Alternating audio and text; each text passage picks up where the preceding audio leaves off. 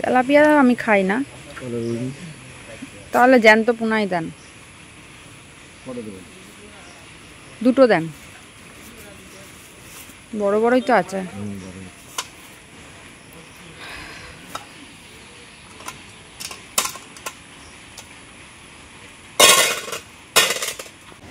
জ্যান্ত মাছ নড়ছে, ধরতেও ভয় লাগছে। হ্যালো এভরিওয়ান, সুপর্ণা প্রতিদিনে স্বাগতম জানিয়ে ব্লগটা এখন থেকেই শুরু করছি। কালকে মিছরি সারা রাত জ্বর, এখনও জ্বর আছে, গা ভীষণ গরম, ঘ্যান ঘ্যান করছে, তো ওর কাছে এখন আমাকে যেতে হবে। রান্নাটা বসিয়েছি। কালকে মিছরি ভ্যাকসিন নিয়েছে, আর ভ্যাকসিন নিলে জ্বর আসবে এটাই স্বাভাবিক, তবে কালকে জ্বরটা মনে হচ্ছে একটু বেশিই হয়েছে। রাতে যাই হোক মোটামুটি ছিল জ্বরটা, রাতে আমি আর মিছরি মোটামুটি সারা রাতি জেগেই ছিলাম, মানে ঘুমটা ঠিকঠাক আর কি হয়নি। আর সকালবেলা মনে হচ্ছে জ্বরটা একটু বেশিই বেড়েছে, সেই জন্য মেয়েটা বেশি কষ্ট পাচ্ছে। মিছরি প্যারাসিটামলটা ফুরিয়ে গেছে, এমন অবস্থা।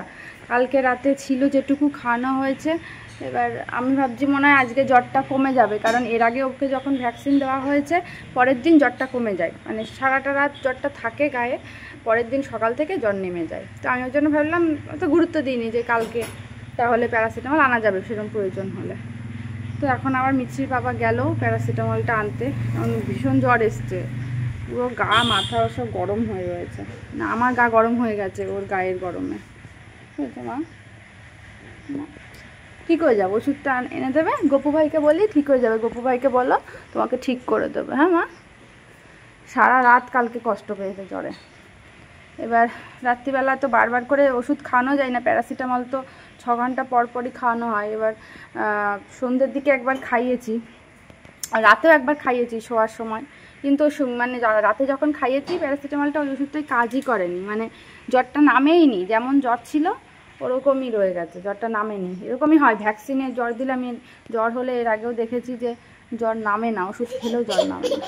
ও মা, ওই যে পাপা আসবে এখনই ওষুধ নিয়ে, আমরা ওষুধ খাবো, ঠিক হয়ে যাবে। হ্যাঁ মা? ওই দেখো পাপা চলে এসছে, পাপা ওষুধ নিয়ে চলে এসেছে।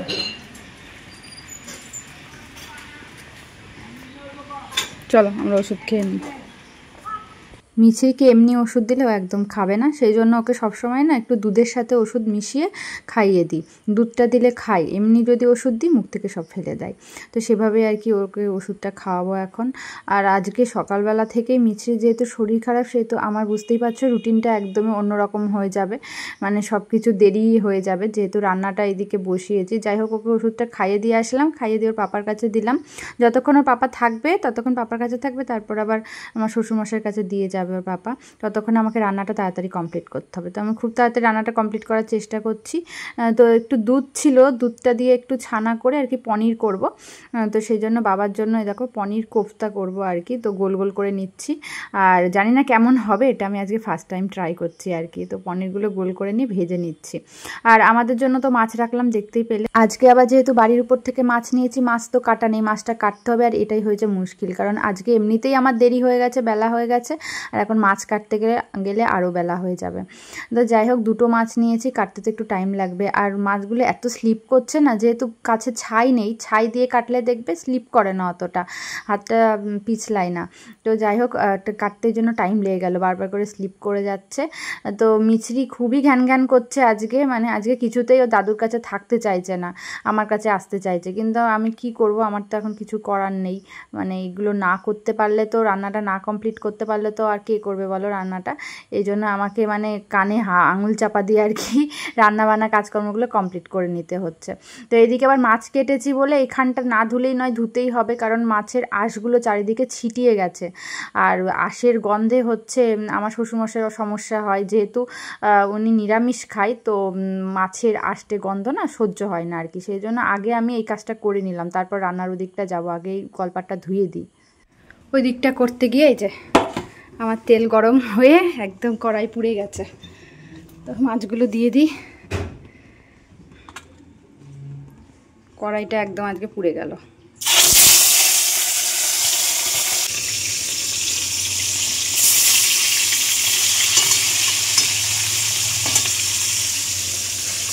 আজকে মাছের ঝোলটা আলু আর হচ্ছে গাঠি কচু দিয়ে করব। মিছি পাপা আবার গাঠি কচুটা খায় না, আমি খাবো, আমার আবার গাঠি কচুটা খুব ভালো লাগে, তো এই যে আলু গাঠি কচু দিয়ে করবো। আর আজকে মিক্সিতে মশলা করে নিয়েছি, আজকে আর বাটছি না, কারণ সময় নেই বাটার, মিক্সিতে করে নিলাম। আর হচ্ছে যে বাবার জন্য হচ্ছে এটা করলাম, পনির কোফতা করলাম। এটা আজকে প্রথম করলাম আমি পনির কোফতা। 10:30 বাজে, মিষ্টি খাবারটা এখন এই যে বসালাম। আর এদিকে মাছটাও হচ্ছে, মানে মাছের ঝোলটা হয়ে যাবে, এদিকে মিষ্টির খাবারটা হয়ে যাবে। মিষ্টিকে খাইয়ে দেবো, তারপর হচ্ছে আমি খাবো আর কি। মানে অনেক কাজ আজকে পড়ে রয়েছে আমার। এই দেখো জামা কাপড়গুলো সব সিঁড়িতে রয়েছে, এগুলো এখন রোদে দিতে হবে। রোদ সেরকম একটা নেই, তাও মাঝে মধ্যে দেখছি হালকা হালকা রোদ উঠছে, তো ওগুলো রোদে দিতে হবে। মানে এই দিকটা না ছেড়ে আমি যেতে পারছি না। মিছরি খুব বায়না করছে আমার কাছে আসবে বলে, শরীরটা একটু খারাপ তো, এখন আমার কাছে বেশি থাকতে চাইছে। কিন্তু কি বাবা, কি এই তো চলো হয়ে গেছে, বাবা হয়ে গেছে।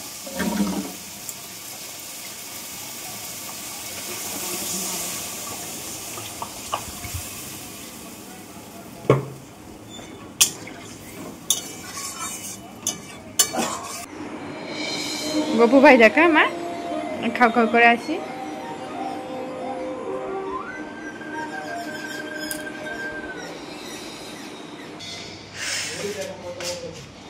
মিছরিকে আজকে স্নান করালাম না, কারণ এখনও দেখছি ওর গাটা গরম গরম, তো ওই জন্য গাটা একটু মুছিয়ে দিলাম আর মাথা ধুয়ে দিলাম ভালো করে। তো এখন কিছুক্ষণ ঘ্যান ঘ্যান করছিল, এখন হচ্ছে ওকে একটু গপু ভাই দেখানোর জন্য বসিয়ে রাখলাম। এখন আমরা খেয়ে নিই, 2:45 বেজে গেছে, মিছরি পাপা আবার রানাঘাটে যাবে, তো আমরা খেয়ে নিই, তারপর হচ্ছে ওকে ধীরে সুস্থে খাওয়াবো আর কি, যেহেতু ওর টাইম লাগবে। তো ওর জন্য মাছের ঝোল করেই রেখেছিলাম, এই যে মিছরির লঙ্কা ছাড়া মাছের ঝোল, আর আমাদের মাছের ঝোল এই যে আমাদের ঝাল মাছের ঝোল, আর মিছরি লঙ্কা ছাড়া মাছের ঝোল। তো চলো খেয়ে নিই তাড়াতাড়ি, আবার মিছরিকে খাওয়াতে হবে। হালকা হালকা গাটা গরম আছে, আবার যদি জ্বর আসে তখন আবার ওষুধ খাওয়াতে হবে। গুড গার্ল, মুখে রুচি নেই তো, জ্বর এসছে, একটুও খেলো না।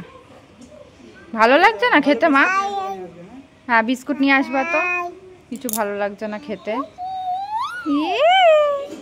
বাবা নানাঘাট থেকে ঘুরে আসুক, তোমার জন্য বিস্কুট নিয়ে আসবে। হ্যাঁ মা, কি বিক্কু খাবা পাপাকে বলে দাও, কুপুকু খাবা পাপাকে বলে। হ্যাঁ বারবানে একদম চিনি দেওয়া গাদা গাদা। লিটিল হার্ট খাবি, ওর মধ্যেও তো চিনি দেওয়া মনে হয়। ওসব না, তুমি এমনি বিস্কুটে নাও, গুড ডে তারপর হ্যাপি হ্যাপি এসব নাকি। মা তুমি কি বিকু খাবা পাপাকে বলে দাও, কি বুকু খাবা মা? খেলো না গো, এমনিতেই খাই না, জ্বর এসছে, মুখে রুচি নেই, আরও মানে খেতে ইচ্ছা করছে না, খেলো না। এখন আবার ঘরে গেল। যাক, আজকে পাপা রানাঘাটে যাচ্ছে, আজকে অতটা বায়না নেই দেখছি। দুপুর পর্যন্ত মেয়েটা ভালোই ছিল, আবার দেখছি জ্বর এসেছে। কত শক্ত দেখো আমার মিছরি, ওর যে জ্বর এসেছে এত, ওর গায়ে কিন্তু এখন ভীষণ জ্বর, গা গরম, তাও দেখো চুপচাপ রয়েছে, কান্নাকাটি নেই। এটা কার ওষুধ মা? চলো ওষুধটা খাইয়ে দিই। তোমার ওষুধ? বাবা সব জানে আমার মাটা, ভীষণ গা গরম, তো বাধ্য হয়ে আবার ওষুধ খাওয়াতে হচ্ছে। সকালবেলা ওষুধ খাইয়েছিলাম, তারপর এতক্ষণ ভালোই ছিল, এখন বিকেল এই 5টা মতো বাজে, তাও অনেকক্ষণ হলো জ্বর এসছে। আমি তো ওষুধটা এখনও খাওয়াইনি, কিন্তু এখন মনে হচ্ছে খাওয়াতেই হবে ওষুধটা। চলো মা ওষুধটা খেয়ে নাও।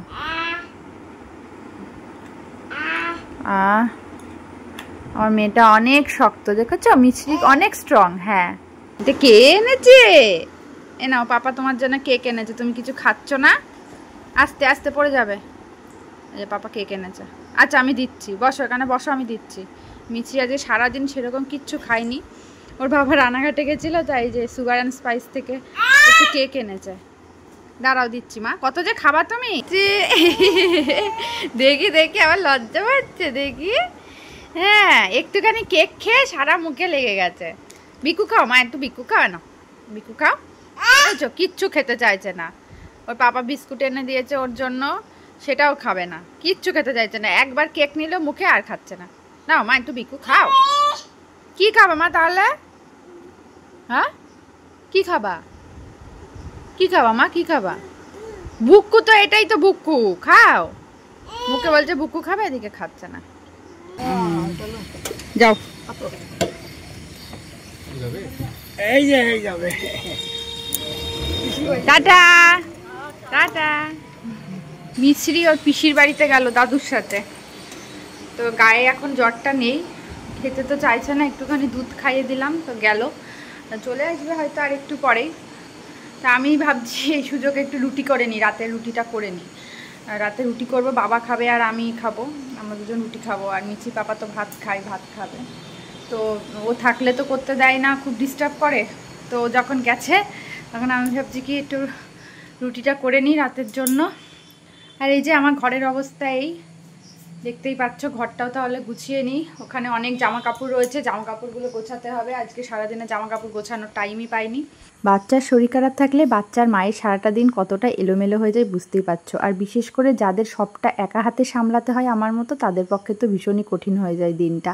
আজকেও আমার সেরকমই একটা দিন হয়ে গেছে, ঘরটার পুরো এলোমেলোই হয়ে আছে। যাই হোক, ওর পিসির বাড়িতে গেল, তাই এই সুযোগে আমি এটা সামলে নিতে পারছি, না হলে এরকমই থাকতো। যেমন পরিস্থিতি সেভাবেই আমাদেরকে সবসময় চলতে হবে। মিছরি যতদিন না বড় না হয় ততদিন আমাদেরকে এভাবেই এলোমেলো হয়েই থাকতে হবে। মিছরির পাপা রাতে যখন বাড়ি আসবে তখন মিছরির পাপা মিছরিকে কোলে নেবে, আমি এটা পরিষ্কার করে নেবো, আর না হলে মিছরির পাপা হচ্ছে এগুলো ঠিক করবে, আমি মিছরিকে ততক্ষণ সামলাবো। এভাবেই হচ্ছে আমাদের দৈনন্দিন জীবন চলছে আর কি। আর একটা কথা হচ্ছে, আমার সাথে যাই হোক না কেন মিছরির ওপর সেটার প্রভাব আমি পড়তে দেবো না। মানে আমার সাথে যাই হয়ে যাক না কেন, আমি চাই মিছরির সাথে সবার বন্ডিংটা ঠিকঠাক থাকুক, মিছরির বাড়ির লোকের সাথে মিছরি ভালোভাবে থাকুক, মিছরি ভালোভাবে মিশুক এবং মিছরি সবাইকে ভালোবাসুক, এটাই আমি চাই। আর মিছরিকে আমি এরকম শিক্ষাই দেব। জানি না আমার শিক্ষা ঠিকঠাক আছে কিনা, বারবার সেই একটা কথাই উঠে আসে, কিন্তু আমি চাই যে মিছরি সবার সাথে মিশে থাকুক, এটাই হচ্ছে আমার চাওয়া। দেখো, এখন আমাকে যদি কেউ ভালো না বাসে এমনটা না যে মিছরিকেও ভালোবাসে না, মিছরি বাড়ির লোক মিছরিকে অবশ্যই ভালোবাসবে। কখনো কখনো হুটহাট মিছরিকে আমি কোথাও যেতে দিই না, কারণ মিছরি তো এখন অনেকটা ছোট, ও এখনও সেরকম বড় হয়নি যে চলে যাবে কোথাও, অসুবিধা হবে না, ওর খাওয়াটাও খেতে পারে, ওর জল খাওয়াটাও খেতে পারে। এরকম যখন ও বড় হয়ে যাবে তখন কিন্তু ওকে আমি কোনোভাবেই আটকাবো না যে এখন যাস না। তো যখন হচ্ছে অসুবিধা আমি বুঝি, যখন মনে করি যে ওর এখন যাওয়ার মতন সময় নয়, এখন এই টাইমটাতে ওকে জল খাওয়াতে হবে বা খাবার খাওয়াতে হবে বা ওর স্নানের টাইম, সেই সময় তো আমি নিশ্চয়ই ওকে পাঠাবো না, কারণ ওর যে কাজগুলো সেগুলো তো আমি ছাড়া আর কেউ করে না বা করবে না। তো ওর ভালোটা তো আমি সব থেকে বেশি করে বুঝি, তাই যখন তখন না ওকে এখন পাঠাতে পারি না, আবার একটু বড় হয়ে গেলে তখন পাঠাতে পারবো। এটা নিয়েও কিন্তু অনেকে অনেক কিছুই ভাবতে পারে, হয়তো আমি ওকে সেভাবে ছাড়ি না।